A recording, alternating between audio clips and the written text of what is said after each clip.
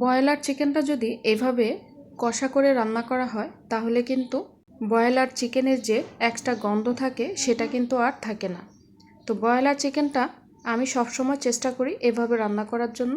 So viewers, welcome to my another new video. আজকে broiler chicken কষা করব, তার জন্য এখানে আমি 1 কেজির পরিমাণের কম চিকেন নিয়েছি। চিকেনগুলোকে ছোট ছোট করে কেটে নিয়েছি আর এটাকে প্রথমে আমি ম্যারিনেশন করে রাখবো। তার জন্য এখানে দিয়ে দিয়েছি 1 টেবিল চামচ করে হলুদ গুঁড়ো, মরিচ গুঁড়ো, আদা রসুন পেস্ট, আর দিয়েছি জিরার গুঁড়ো, আর দিয়েছি ধনিয়ার গুঁড়ো, আর দিয়েছি স্বাদমতো লবণ। সবশেষে 1 টুকরো লেবুর রস দিয়েছি, এতে করে চিকেনটার যে গন্ধ থাকে সেটা আর থাকবে না।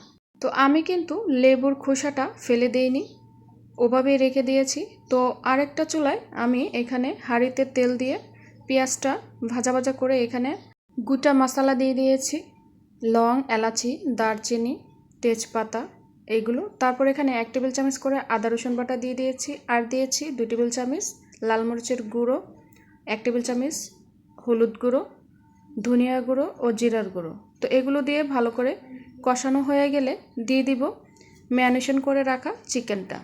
তো এ পর্যায়ে দেখতেই পাচ্ছেন আমি লেবুর খোসাটা ফেলে দিয়েছি, আর এ পর্যায়ে চিকেনটায় দিয়ে দিয়েছি 1 টেবিল চামচ টমেটো কেচাপ। এটা অপশনাল, চাইলে আপনারা স্কিপ করতে পারেন।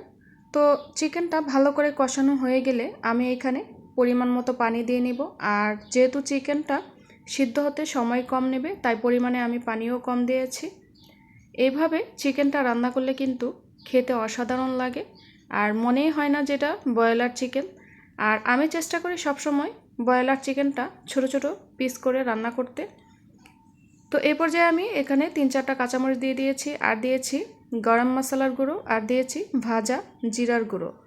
তো রান্নাটা অলমোস্ট কমপ্লিট হয়ে গিয়েছে। তো দেখতেই পাচ্ছেন চিকেনটা কতটা লোভনীয় হয়েছে। আশা করছি আপনারাও এভাবে একবার হলেও বাসায় ট্রাই করে দেখবেন। তো এ পর্যায়ে আমি একটু লবণটা দেখে নেব ঠিকঠাক আছে কি না।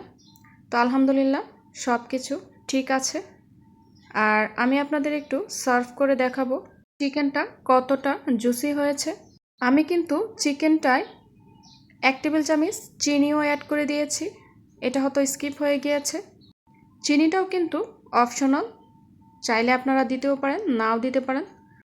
তো ভিউয়ার্স, আশা করছি ভিডিওটি আপনাদের কাছে অনেক ভালো লেগেছে, আর যদি ভালো লাগে অবশ্যই শেয়ার করে আপনাদের টাইমলাইনে ভিডিওটি রেখে দিতে পারেন। এতে করে যখন ইচ্ছে হবে ভিডিওটি দেখে ঝটপট রেসিপিটি করে নিতে পারেন।